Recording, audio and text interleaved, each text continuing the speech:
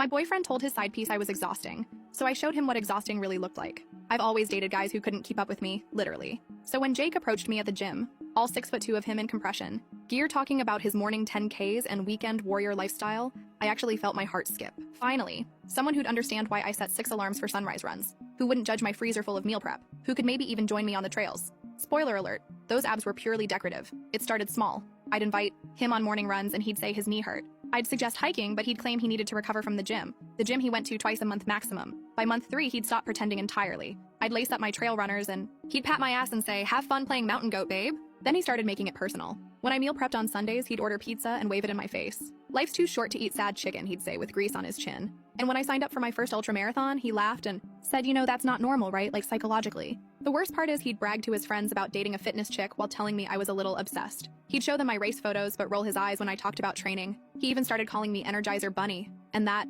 voice.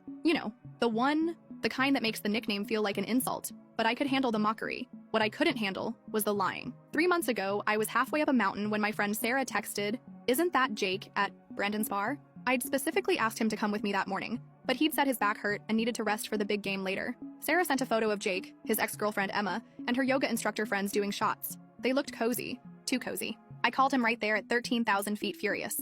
"Just with the boys."